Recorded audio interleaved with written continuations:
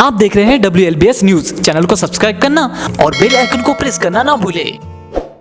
मैं एक अभी हाल की 32-33 साल पुरानी की बात जिसमें मैं पार्टी रहा डिसीजन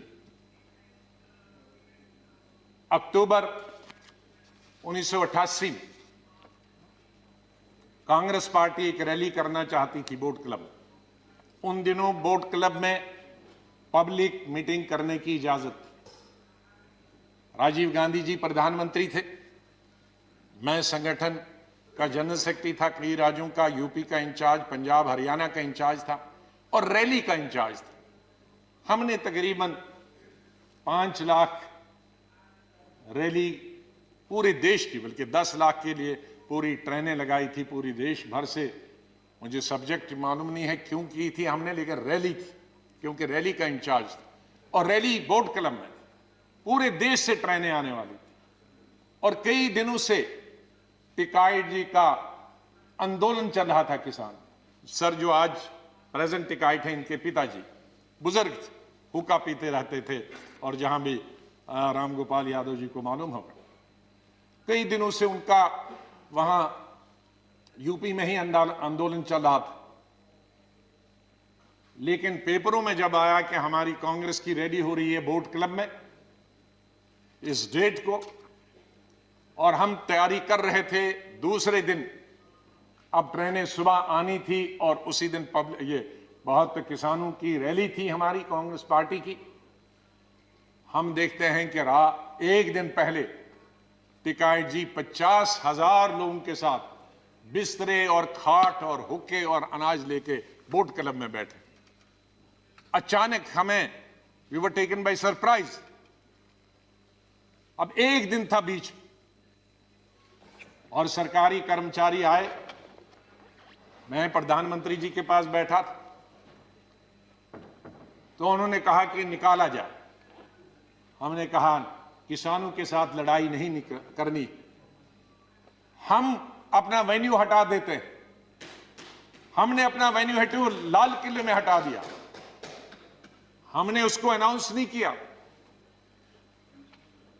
हमने सुबह जहां ट्रेनें आनी थी, ट्रक आनी थी, वहां लोगों को, सैकड़ों लोगों को रखा और वहां कहा बोट क्लब में नहीं जाना है, लाल किले में जाना। इसलिए उनको पता नहीं लगा कि वो लाल किले में आ सकते हैं।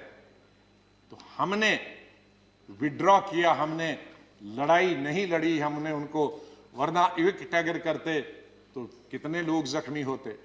नतीजा उसका हुआ कि 2 दिन के बाद टिकाइट जी ने, 3 दिन के बाद टिकाइट जी ने खुद विड्रॉ करके वो चले गए। ये मैं हाल की मिसाल बताना चाहता हूं। माननीय प्रधानमंत्री जी, ये किसान हमारे किसान, हमारे, जब मैं कहता हूं कांग्रेस के नहीं, आपके, हमारे, सब हिंदुस्तान के 130 करोड़ लोगों के अन्नदाता हमारे, इनके बगैर हम कुछ भी नहीं। जो कुछ भी आज हम हैं, इंसान को जिंदा रहने के लिए 3 वक्त की रोटी और 2 वक्त की रोटी तो कम से कम होनी चाहिए। ये रोटी आज न सिर्फ हमें 130 करोड़ लोगों को देते हैं, बल्कि दुनिया के देशों में जहां हम अनाज बेचते हैं सरकार के द्वारा और प्राइवेट तौर पे भी, ये उनके भी अन्नदाता। इनसे क्या लड़ाई लड़नी? हमें लड़ाई लड़ने के लिए और बहुत फ्रंट है। हमारे बॉर्डर पे जो दुश्मन खड़ा है, पाकिस्तान है, चीन है, हम मिलकर उनका लड़ाई करेंगे। हम आपके साथ, बिल्कुल बिल्कुल साथ है, पूरा देश साथ है, हमारी पार्टी साथ। चीन और पाकिस्तान अगर हमारी तरफ नजर उठाकर भी देखता है तो हम आपके साथ। लेकिन किसानों के लिए क्या? ये बेचारा मुश्किल से पहले मुगलों के जमाने में, फिर अंग्रेजों के जमाने में, फिर लैंडलॉर्ड्स के जमाने में, फिर मनी लॉन्ड्रिंग करने वाले के, अब आपको मालूम है ये भरता जो हुई है, या किसानों में सेल्फ सफिशिएंसी आई है, ये सिर्फ कांग्रेस के वक्त में आई है। उसमें मत जाइए, मैं अगर फिर गिनूंगा फिर बहुत 1 घंटा और लगेगा, मैं टाइम उसमें नहीं लेना।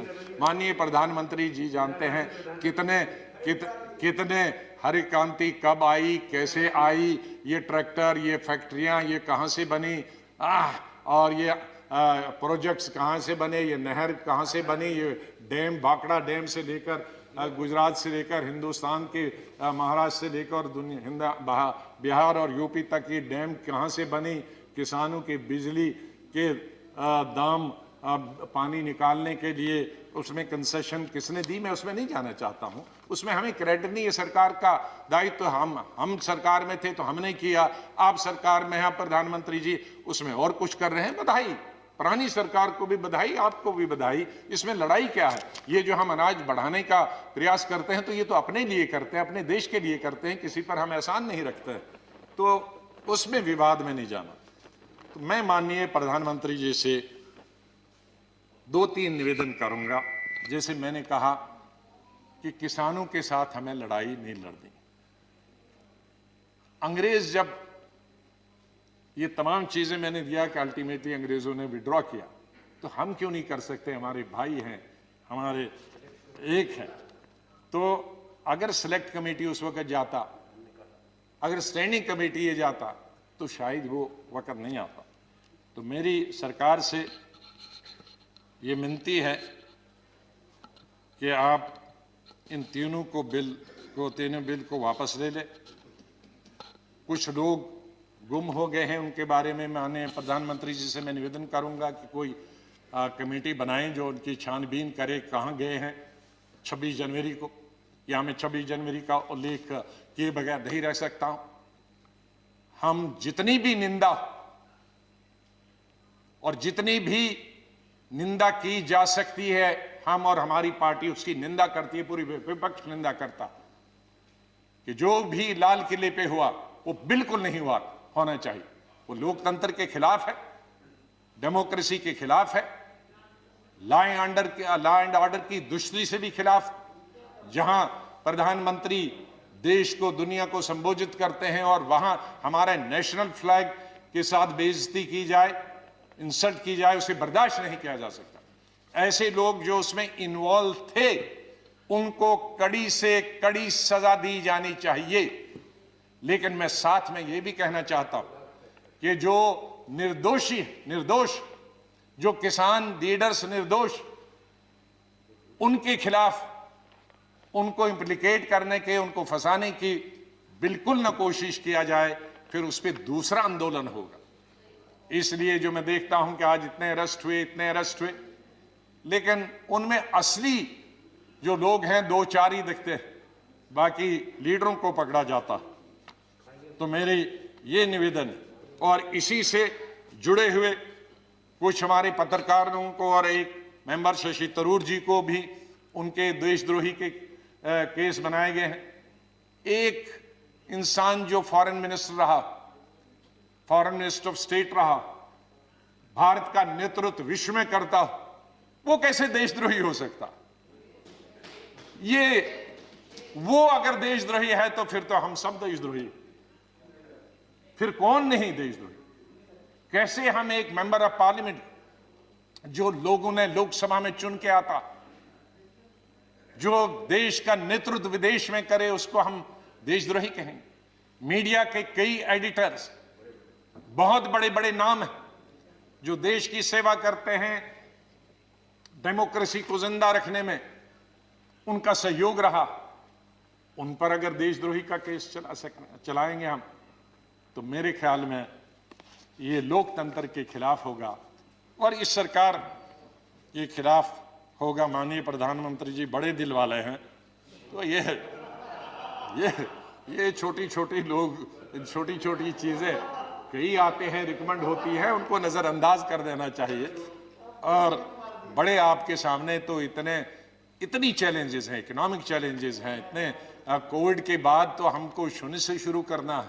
आपके पास इतने बड़े बड़े मसले हैं हल करने के लिए। ये सरकार और माननीय प्रधानमंत्री जी अगर उनकी तरफ ध्यान दे तो बहुत अच्छा है। और मुझे पूरा विश्वास है कि सरकार प्रेस्टीज न बनाए इन बिल को वापस लेने के लिए, इन तीनों बिल को वापस ले। और अगर माननीय प्रधानमंत्री जी के खुद ऐलान से ये हो जाए तो बहुत बड़ी बात होगी। बहुत बड़ा समाधान निकला। मैं निवेदन करूंगा माननीय प्रधानमंत्री।